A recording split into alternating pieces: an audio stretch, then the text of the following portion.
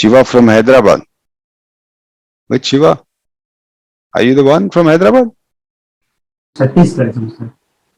Chhattisgarh, very good. जी अच्छा, छत्तीसगढ़ में गर्मी पड़ रही है? हाँ, गर्मी है सर यहाँ पे। Good good. आप कहाँ से हैं अभिषेक जी? सर मैं फरीदाबाद से हूँ सर। फरीदाबाद में बहुत गर्मी पड़ रही होगी यार। हाँ सर, दिल्ली में तो गर्मी है, दिल्ली एनसीआर गर्मी रहती है। विनोद जी, आप कहाँ से हैं? हेलो। पुणे से। अच्छा, पुणे में तो कहाँ? पुणे तो बहुत अच्छा है, थोड़ी गर्मी है अभी, वैसे ज्यादा गर्मी होती नहीं है। बाकी पुणे में तो जल्दी बारिश स्टार्ट हो जाएगी। हाँ सर। राइट। तो अनयूजुअल वे, ये आपको कैसे बुलाएं हम? सर राहुल नाम है मेरा। राहुल। पर ये चूंकि एक हाँ, और सर बोकारो से हूँ मैं, झारखंड। बोकारो झारखंड, बहुत बढ़िया। काफी दूर दूर अलग अलग जगहों से लोग हैं। आशुतोष जी, आप कहाँ से हैं? पूरे महाराष्ट्र। अच्छा, माइक भी नहीं चल रहा आपका? आप अपने आप को अनम्यूट करके बोल सकते हैं। कार्य वो केवल सुने बस। ठीक है। रोमेश जी, आप कहाँ से? रोमेश जी, मैं बड़ौदा गुजरात। बड़ौदा गुजरात। अच्छा, तो हमने सब ईस्ट वेस्ट साउथ कवर कर लिया। नॉर्थ में फरीदाबाद है मैक्सिमम। बढ़िया। तो आप लोग यूट्यूब चैनल्स देख रहे हैं? यूट्यूब चैनल पे वीडियोस देख रहे हैं? Yes yes yes sir. Sir इतना पहले सर बहुत अच्छा कंटेंट मिला। आपकी वीडियो का वेट करते रहते सर। हाँ हाँ, बहुत बढ़िया सर। तो बताइए, कुछ क्वेश्चन आंसर्स हैं तो वी कैन स्टार्ट नाउ। कुछ डाउट्स हैं जिनको मैं आपको क्लियर करने में हेल्प कर सकूं? सर मेरा एक क्वेश्चन है कि जब डाइवर्जेंस देखते हैं तो हम बेसिकली आरएसआई, एमएसीडी, स्टोकेस्टिक, इन तीनों में देखते हैं, लेकिन कुछ ऐसा है कि इनमें तीनों में किसी एक में हो वो ज्यादा स्ट्रॉन्ग डाइवर्जेंस है? देखो, आरएसआई आप डाइवर्जेंस कहीं पे भी देख सकते हो, किसी में भी देख सकते हो, और भी बहुत सारे जितने भी आपके जो प्राइस के साथ चीजें मूव होती है, जिसमें प्राइस और टाइम दोनों होता है। डाइवर्जेंस क्या होता है? प्राइस और टाइम का होता है। एक होता है ऑन वॉल्यूम वाला भी होता है, ठीक है? तो ऑन वॉल्यूम पे भी आपको वो क्या बोलते हैं उसको, ओबीवी, ऑन बैलेंस राइट। उसमें वॉल्यूम का डाइवर्जेंस होता है कि अगर प्राइस मूव किया विदाउट वॉल्यूम मूव किया। तो डाइवर्जेंस होता क्या है बाय डेफिनेशन? अगर आप समझो, मैं आरएसआई का ही डाइवर्जेंस को फॉलो करता हूँ। थोड़ा ऐसा होता है ना, वो बहुत सालों से उसको यूज करते तो इतनी आदत हो गई है कि आंखें उसको ढूंढ लेती हैं कि यहाँ डाइवर्जेंस है, कौन सा चलेगा कौन सा नहीं चल रहा है, तो आदत हो गई है। पर आप किसी भी डाइवर्जेंस पे काम कर सकते हैं। मैं एमएससीडी पे भी करता हूँ कभी कभी। एमएससीडी का डाइवर्जेंस थोड़ा स्लो होता है। वो क्या है कि MSCD itself is little slow. RSI के साथ मेरा थोड़ा कंफर्ट ज्यादा है। एमएसआई मैंने यूज नहीं किया। लोग कहते हैं उसमें वॉल्यूम एडेड है, लेकिन मेरी ट्रेडिंग में ना वॉल्यूम का ज्यादा रोल है नहीं। मैं प्राइस एक्शन को जब आप देखोगे ना, देखो प्राइस एक्शन में दो चीजें होती है। एक होता है प्राइस बिहेवियर और एक होता है प्राइस एक्शन। प्राइस एक्शन क्या होता है कि जब एक्शन हो चुका है, जैसे कि अगर कोई ब्रेकआउट आ गया तो ब्रेकआउट हो चुका है, that is a price action, ठीक है? या कोई मारूबोजू कैंडल बन गई है, that's a price action. Price behaviour क्या होता है कि ऐसा प्राइस एक्शन को हम प्रिडिक्ट करते हैं। हम प्राइस के बिहेवियर को समझते हैं कि ऐसा जो अभी तक हुआ है उसके बेस पे नेक्स्ट प्राइस एक्शन क्या होगा, उसको बोलते हैं प्राइस बिहेवियर को रीड करना। तो डाइवर्जेंस हमें हेल्प करता है प्राइस के बिहेवियर को रीड करने में। तो अगर मैं आरएसआई की बात करूं, सिंपल बाय बेसिक डेफिनेशन क्या है? महेश जी, आपको अगर जो लोग ज्वाइन कर रहे हैं आप उनको ऐड करते हैं। सो बेसिक डेफिनेशन क्या है? प्राइस और टाइम दोनों क्या है? समझ लो मैरिड कपल है ना, या फिर दो पैर, जो एक आदमी के दो पैर होते हैं ना, उस तरह से ये दोनों साथ में ही चलेंगे। जब भी ये साथ में नहीं चलेंगे ना, वहां पे डाइवर्जेंस क्रिएट हो जाएगा। यानी कि अगर प्राइस टाइम को पीछे छोड़ के आगे चली जाएगी, यानी कि एकदम से तेजी से भाग जाएगी, तो क्या होगा, एक डाइवर्जेंस क्रिएट हो जाएगा। या फिर टाइम बहुत ज्यादा हो गया और प्राइस नहीं चली है, फिर से एक डाइवर्जेंस क्रिएट हो जाएगा। तो जब भी आगे पीछे हो जाएंगे ना, दोनों पैरों को फिर से बैलेंस में आना पड़ेगा, अदरवाइज आप गिर जाओगे। आपका जो चाल है ना वो वैसी होगी। तो डाइवर्जेंस कहीं पे भी आ सकता है। आप एमएससीडी में देखोगे तो दो मूविंग एवरेजेस का डाइवर्जेंस है, कि वो दोनों मूविंग एवरेज साथ में चलने चाहिए, जब वो साथ में नहीं चलते तो डाइवर्जेंस क्रिएट हो जाएगा। तो आरएसआई का डाइवर्जेंस मैं इसलिए पसंद करता हूँ क्योंकि मेरा उस पर थोड़ा सा मास्टरी ज्यादा है, पर इसका ये मतलब नहीं है कि बाकी डाइवर्जेंस इफेक्टिव नहीं है। आप कोई भी एक चीज पकड़ लो कि मुझे एक ही चीज सीखनी है, आप उस चीज पे पीएचडी करो, आपको फिर वो चीज उतनी समझ आएगी जितनी किसी को नहीं समझ आएगी, जब तक आप खुद उसको खूब प्रैक्टिस करोगे, समझोगे। तो आरएसआई का डाइवर्जेंस भी ठीक है, आप एमएसआई का करना चाहते हो वो कर सकते हो। स्टॉकेस्टिक अलग कॉन्सेप्ट है, एमएससीडी का डाइवर्जेंस है। मैं एमएससीडी किया है, मैं करता हूँ, बट थोड़ा सा स्लो लगता है मुझे। एमएसआई मैं नहीं करता क्योंकि वॉल्यूम क्या है, बहुत आज के टाइम में ना ट्रेडिंग इतनी ऑटोमेटेड हो गई है ना, तो वॉल्यूम्स जनरेट किए जाते हैं, वो एल्गोज रन होती है, आपको पता भी नहीं चलता कब वॉल्यूम ड्राई अप हो गया। तो इसलिए मैं एमएसआई को यूज नहीं करता हूँ, सिर्फ प्राइस और टाइम को यूज करता हूँ, उसके लिए बेस्ट है आरएसआई। मैंने एक चार्ट देखा था जिसमें आरएसआई में डाइवर्जेंस नहीं था, लेकिन स्टोकेस्टिक में डाइवर्जेंस था, हो और सकता वो है, हाँ वर्क किया था उसने। हाँ हो सकता है। देखो क्या होता है, हर बार क्या प्राइस डाइवर्जेंस होगा इस वजह से नहीं गिरती है, बहुत सारी चीजें हैं। कभी भी प्राइस ना कहीं से भी जब रिवर्स करती है, टर्न लेती है, ऐसे जरूरी नहीं कि हमें पता होगा कि क्यों ले रही है टर्न। हमें हमें लगता है कि यार रैंडमली यहां से रुक गई है प्राइस, ऐसा कभी नहीं होता। प्राइस हर एक्शन जो है ना, उसके पीछे कोई ना कोई रीजन होता है, जो अगर हमें पता होगा तो हम ट्रेड ले पाएंगे, हमें नहीं पता तो हमें लगता है मार्केट रैंडम है। मार्केट रैंडम नहीं है, इस यहाँ पे कोई मैडनेस नहीं है, केओस में एक पैटर्न है, हमेशा एक पैटर्न है। बस डिफरेंस क्या है, वो पैटर्न क्या है हमें पता है, हमें नहीं पता है तो हम उस ट्रेड को छोड़ देते हैं, क्योंकि वो ट्रेड हमें नहीं पता है। आप कोई भी, जैसे आई ट्राई, आप कोई भी, I try to share my screen, आप बताना अगर आपको दिख रही है स्क्रीन मेरी। जैसे दिखाई दे रही है। राइट, मैं इसको थोड़ा नीचे ले आता हूँ। जैसे क्या है ना, अभी मैं आपको ये एआई इंजीनियरिंग में एक पोजीशन है, मैंने रिसेंटली एक पोजीशन ली है, या है ना आईएल्स, इसको अपन एआई इंजीनियरिंग को देखते हैं। अब आप देखो, ये प्राइस ने नीचे गिर रही थी, तो प्राइस नीचे गिर रही है, उसके बाद प्राइस ने यहां से एक रिटर्न लिया और फिर से यहां से ऊपर जाने लगी, अब ऊपर जा रही है। तो ये ऐसा नहीं है कि यहाँ पे आके प्राइस को लगा कि यार बहुत गिर गई और अपने आप ही यहां से पलट गई, ऐसा कभी नहीं होता है। कहीं ना कहीं कोई ना कोई रीजन है इसका, जो हमें पता हो सकता है और हमें नहीं पता हो सकता है। डिपेंड करता है हम क्या चीज देख रहे हैं, उस वक्त कौन सी चीज ने काम किया। हर बार आरएसआई काम करेगा जरूरी नहीं है। अब देखो, जब ये प्राइस गिरी थी तो ऐसा जरूरी थोड़ी कि जहां से गिर रही थी वहां आरएसआई का डाइवर्जेंस था, जरूरी नहीं है, किसी और चीज की वजह से गिरी होगी। ठीक है, मैं एक सिंपल आरएसआई लगाता हूं इसकी जगह। अब देखो यहाँ पे क्या था ना कि आरएसआई का डाइवर्जेंस था, तो प्राइस गिर गई, और कहीं यहाँ पे नहीं, यहाँ पे तो खैर बना ही नहीं, लेकिन जैसे यहाँ पे कोई डाइवर्जेंस नहीं था। अब देख रहे हो इस जगह पे ये जो स्विंग है, देयर इज नो डाइवर्जेंस, इस स्विंग में कोई डाइवर्जेंस, फिर भी प्राइस गिर गई, because there is some other reason जो हमें नहीं पता है। हो सकता है स्टॉकेस्टिक हो सकता है एमएससीडी हो सकता है कुछ और हो, लेकिन रैंडमली नहीं गिरती है। आप बात को समझ रहे हो, रैंडमली नहीं गिरती है। अगर आप टेक्निकल एनालिसिस को देखोगे तो कोई ना कोई टेक्निकल रीजन निकलेगा, जैसे यहाँ पे डाइवर्जेंस से गिरी, वहां पे नहीं गिरी। लेकिन हमें क्या पता है, हमें अगर आरएसआई पता है, हम समझते हैं कि आरएसआई डाइवर्जेंस कैसे काम करता है, तो हम इसको पकड़ लेंगे, और बाकी जो हमें नहीं पता है हम नहीं पकड़ेंगे। और अगर आपको पता है तो आप पकड़ लो, अगर आपको लगता है कि आप स्टॉकेस्टिक अच्छे से समझ पाए हो स्टॉकेस्टिक के डाइवर्जेंस को, ठीक है, तो आप उसको पकड़ लो। बाकी ट्रेड्स हम नहीं पकड़ते हैं क्योंकि हमें नहीं पता है। अगर हमें पता है तो जरूर पकड़ो, अगर आपने उस पर रिसर्च किया, आपका कॉन्फिडेंस है, तो go ahead and take it. मुझे सिर्फ यही समझ आता है तो मैं यही ट्रेड लेता हूँ, बाकी छोड़ दूंगा। I am just giving an example. अब जैसे ये वाला ट्रेड देखो ना, यहाँ पे डाइवर्जेंस आया नहीं आया तो कोई पॉइंट ही नहीं है, मुझे नहीं पता है कि यहाँ से पलट जाएगा, आई हैव नो क्लू, क्योंकि मैं तो वेट कर रहा हूँ डाइवर्जेंस का।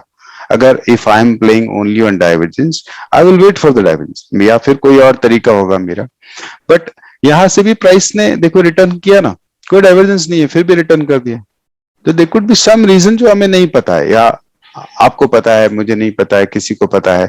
अब मैं आपको ये वाला एग्जांपल देता हूँ, ये जैसे ट्रेड है, ये एक ट्रेड लिया, यहाँ कोई डाइवर्जेंस नहीं है, ठीक है, लेकिन क्या होता है जब प्राइस रिटर्न करती है, अब यहाँ पे किसी भी रीजन से रिटर्न किया, तो जनरली हम क्या करते हैं, बड़े टाइम फ्रेम पे जाके ट्रेंड लाइन प्लॉट करके देख लेंगे कि क्या कोई ट्रेंड लाइन यहाँ से प्लॉट होके इसकी यहाँ से सपोर्ट दे रही है, नहीं दे रही थी, फिर भी वहां से रिटर्न किया, जो कि मुझे और आपको नहीं पता है।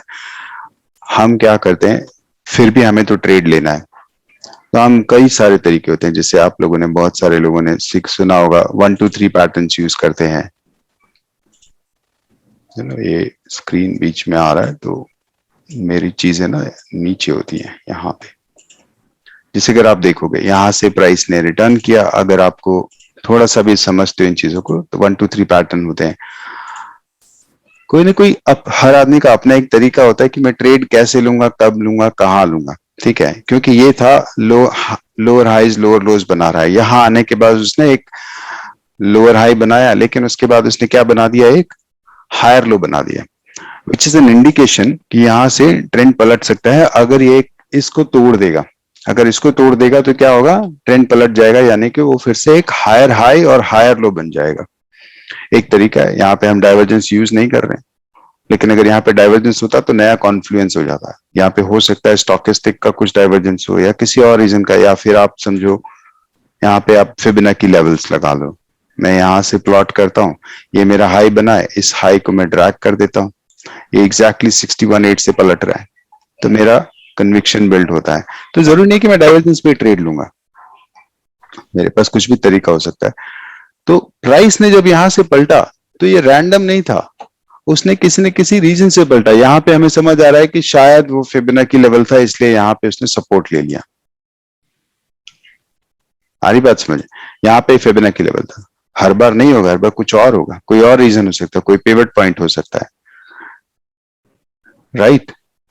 तो आपको जो समझ आता है वो ट्रेड करोगे, आपको स्टॉकिस्टिक समझ आता है, स्टॉकिस्टिक से प्ले करो। सर एक अभी आपने बोला था कि वॉल्यूम आजकल मैनिपुलेट किए जाते हैं, तो मैंने तो सर ये सुना है कि volume can't be change, volume तो चेंज नहीं होते, क्या होता है कि वॉल्यूम को कंसील नहीं कर सकते, छुपा नहीं सकते सर, छुपा नहीं सकते। मैं तो मैंने शायद जिस तरह से बोला आपने गलत इंटरप्रेट कर लिया। मेरे कहने का क्या मतलब है कि वॉल्यूम आजकल इतना जल्दी जनरेट होता है और इतना जल्दी खत्म हो जाता है। जैसे क्या होता है ना, आजकल एल्गो ट्रेडिंग होती है, तो जैसे ही कोई ट्रिगर आया, जैसे अब यहाँ पे अब देखो भी क्या होगा, most of the people will be waiting for this breakout to happen, ठीक है। जो लोग भी 1 2 3 पैटर्न यूज कर रहे हैं या ट्रेंड के रिवर्सल का वेट कर रहे हैं, वो क्या करते हैं ना, ट्रेंड लाइंस प्लॉट करते हैं, ठीक है, या आजकल लोग ना हॉरिजॉन्टल ट्रेंड लाइंस ज्यादा प्लॉट करते हैं instead of normal standard trend line.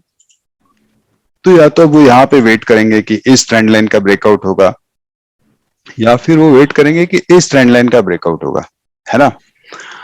अब क्या हो गया, ये जिन लोग जो भी हम लोग बुक से पढ़ते हैं, यूट्यूब वीडियोस देखते हैं, हमने यही सीखा है ना, ट्रेंड लाइन का ब्रेकआउट होगा। वो क्या है, प्राइस एक्शन है, वो हो चुका है और वो सबके सामने विजिबल है आजकल, इसलिए लोग ब्रेकआउट पे ट्रेड नहीं करते। ब्रेकआउट होते ही तो देखना आप टीवी पे वो बोलने लग जाएंगे, ब्रेकआउट हो गया, ट्रेंड लाइन का ब्रेकआउट हो गया, पिछले लेवल का हाई तोड़ दिया, नया हाई बना लिया, ट्विटर पे आने लग जाएगा। वो तो ट्रेड खत्म हो चुका है। हम तो रूमर्स पे बाय करते हैं ना, हम तो प्रोबेबिलिटी पे बाय करते हैं। तो बड़े प्लेयर्स क्या करते हैं ना, दे बाय एट दिस प्लेस ना, इस जोन में बाय करते हैं। इस जोन में हमने जो डार्बस-बॉक्स की थ्योरी में सीखा ना, इस जोन में हम वॉल्यूम के स्पाइक को ढूंढते हैं कि वॉल्यूम का कहाँ स्पाइक आया है ना।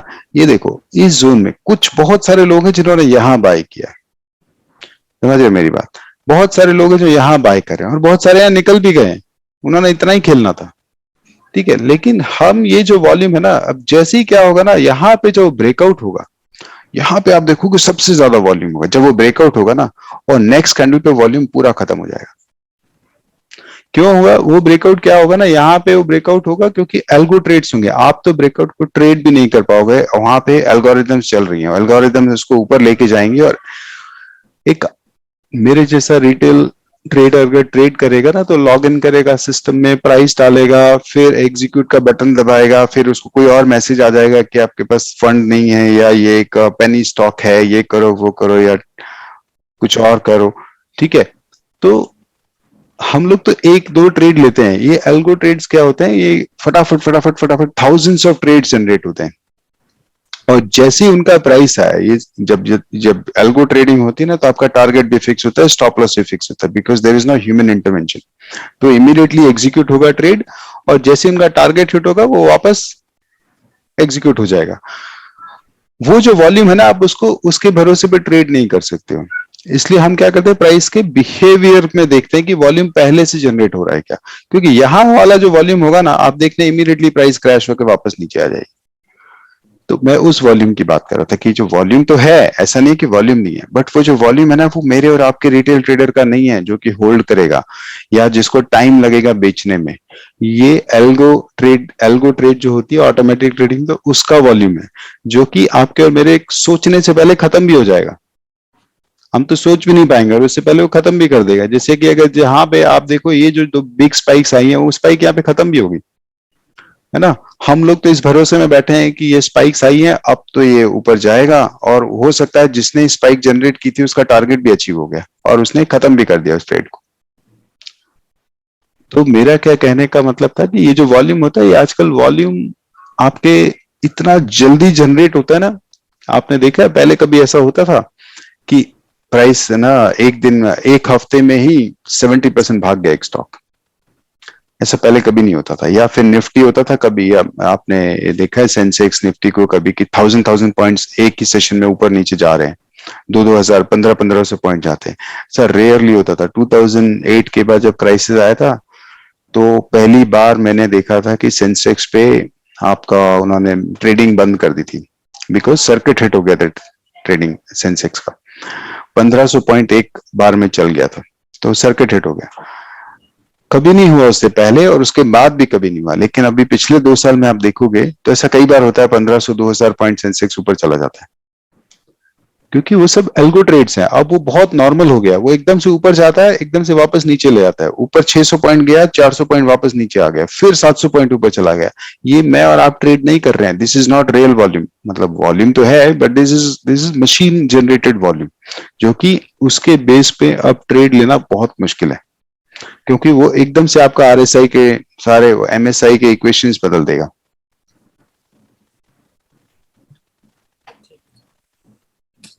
अच्छा सर, ये फेक ब्रेकआउट कैसे पहचाने sir? Fake breakout, fake breakdown. Fake breakout तो जैसे कोई चीज नहीं होती, मेरा ऐसा सोचना है। ब्रेकआउट ब्रेकआउट होता है। हमें पहली बात तो हम ब्रेकआउट क्या होता है ना, मेरे हिसाब से तो जैसे हमने वीडियोस में डिस्कस किया है, जब कोई पिछला लेवल को प्राइस तोड़ेगी तो हम उसको नॉर्मल भाषा में ब्रेकआउट बोलते हैं। जैसे मैंने बताया, आजकल लोग ब्रेकआउट ट्रेड नहीं करते। ब्रेकआउट में लोग ट्रैप होते हैं, ठीक है, तो अब उसको लोग फेक ब्रेकआउट बोलने लग जाते हैं। हर कुछ सालों में मार्केट का बिहेवियर, प्राइस एक्शन का बिहेवियर बदल जाता है, क्योंकि लोग ना उन चीजों को समझ जाते हैं जो बाकी लोग ट्रेड कर रहे हैं। तो इसलिए क्या होता है, वो जो भी आप पहले से यूज कर रहे थे ना, उसमें स्लाइट चेंजेस दिखने शुरू हो जाते हैं। इसलिए हम बोलते हैं हम प्राइस के बिहेवियर को रीड करते हैं, प्राइस के एक्शन को नहीं। ब्रेकआउट तो एक्शन है, लेकिन क्या पिछले कुछ 2-3 सालों में हमने देखा है कि जैसे ही ब्रेकआउट होता है प्राइस वापस ड्रॉप हो जाती है, तो लोगों ने पुल बैक ट्रेडिंग स्टार्ट कर दी। ठीक है, क्योंकि लोगों ने अपना पैटर्न चेंज कर दिया। लोगों ने बोला ब्रेकआउट ट्रेड नहीं करेंगे, हम पुल बैक ट्रेड करेंगे, और या फिर हम प्री ब्रेकआउट ट्रेड करेंगे। जैसे कि मैंने भी कई वीडियोस में बताया कि हम ब्रेकआउट से पहले एंट्री लेते हैं और ब्रेकआउट पे तो हम निकल जाते हैं, क्योंकि एक तो लोगों में पेशेंस भी नहीं रहा और ये एल्गो ट्रेड्स होती हैं, तो ब्रेकआउट आजकल सस्टेन ही नहीं करता है। तो इसलिए उसको बोलते हैं ब्रेकआउट फेल हो गया।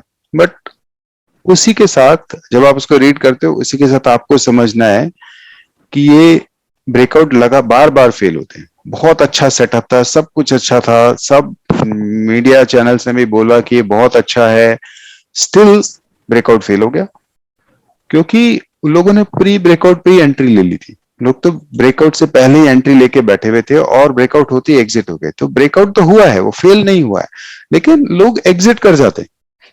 तो हमने उसके लिए एक वीडियो बनाया ना हमने, कि जैसे अगर आप देखोगे आरएसआई का जो डाइवर्जेंस होता है, वहां पे अगर आपको डाइवर्जेंस दिखता है, that's one of the most successful way of identifying कि ये ब्रेकआउट सक्सेसफुल क्यों नहीं होगा। अगर आपने वीडियो नहीं देखा है तो जरूर देखना, जिसमें मैंने बताया कि catch the breakouts using RSI, pre breakout, breakout और पोस्ट ब्रेकआउट। आपको वहां पे डाइवर्जेंस दिखेगा तो बहुत अच्छी बात है। कई बार आपको कैंडल के शेड्स दिख जाते हैं, जैसे मैंने एक टाइटन पे वीडियो भी बनाया था उसके ऊपर ना, अगर आपने देखा हो रिसेंट एग्जांपल्स में, आई विल शो यू। और रोमेश जी और उस अनयूजुअल ये सर कौन है, इन्होंने हैंड रेज किया, तो इनका भी अगर सिमिलर क्वेश्चन हो तो एक साथ ले हाँ लीजिए हाँ आप। हाँ, जैसे क्या है, मैं एक सेकंड इसको बता दूं। जैसे ये था, ये देखो ये ब्रेकआउट हुआ, ठीक है। अब यहाँ पे ब्रेकआउट होने वाला था, लोग प्री ब्रेकआउट पे एंट्री लेते हैं, जैसे मैंने बताया ना, यहाँ पे नहीं लेते आजकल, यहाँ पे नहीं लेते आजकल, टाइम चला गया, तो people will take an entry here, जिसका मैंने रीजन भी बताया कि क्यों यहाँ पे एंट्री लिया लोगों ने। फिर उसके बाद वो ऊपर गया, यहाँ पे आने के बाद अगर आप देखो कि कितना बड़ा डाइवर्जेंस है, इसको बोलते हैं मतलब बहुत हैवी डाइवर्जेंस। प्राइस ने सेम लेवल को टच किया या नया हाई बनाया, ठीक है। ये देखो प्राइस ने एक नया हाई बनाया यहाँ पे, ठीक है, पिछले हाई को ब्रेक किया, और लेकिन आरएसआई बहुत नीचे रह गया, ये बहुत बड़ा डाइवर्जेंस है, तो इमीडिएटली प्राइस क्रैश हो गया, ठीक है। उसके बाद क्या हो गया, फिर से प्राइस ने एक अटेम्प्ट किया, जिसको मैंने ट्विटर पे भी डाला था। एक बार फिर से प्राइस ने अटेम्प्ट किया, इस बार उसने ब्रेकआउट भी दे दिया, ठीक है। यहाँ पे ब्रेकआउट नहीं हुआ था, ठीक है। अगर आप नॉर्मल, अगर आप समझते हो ट्रेंड लाइंस को कैसे ट्रेड करते हैं, तो जो रिजेक्शन कैंडल है, अब उसका हाई हमारा नया ब्रेकआउट लेवल है, ठीक है। Now this high is our breakout level. इस कैंडल ने उसके ब्रेकआउट को तोड़ दिया। बहुत सारे लोग जो पिछले कुछ सालों से पहले सीखा था, पहले के जमाने में ऐसा सिखाते थे कि अब इस कैंडल का हाई ब्रेक होती है हम बाय कर लेंगे, राइट। लेकिन अगर आप देखोगे यहाँ पे बहुत बड़ा डाइवर्जेंस है, ये डाइवर्जेंस देख रहे हो, यहां से यहाँ पे ये भी एक डाइवर्जेंस है, तो ये ब्रेकआउट सस्टेन करेगा ही नहीं। इट्स वेरी अनलाइकली कि ब्रेकआउट सस्टेन करेगा। तो जैसे ही ये कैंडल बना और उसके बाद एक और कैंडल बना, जैसे हम बोलते हैं 3 कैंडल का स्विंग, जैसे मैंने जो लास्ट वीडियो में बताया था 5 कैंडल का स्विंग, या फिर पिछली कैंडल का लो, 3 कैंडल का स्विंग यहाँ पे कंप्लीट हो गया, तो आरएसआई क्या करेगा, मुड़ जाएगा। आरएसआई ने जैसे एक नया पीक बनाया, आपको पता चल गया कि आरएसआई ने डाइवर्जेंस ले लिया है, आरएसआई ने डाइवर्जेंस ले लिया, तो ये ब्रेकआउट फेल हो जाएगा। क्योंकि ये कौन फेल कर रहा है ना, जो लोग यहाँ पे एंट्री लिए हैं वो इतना ही खेल रहे हैं, उतना ही खेलना उनको,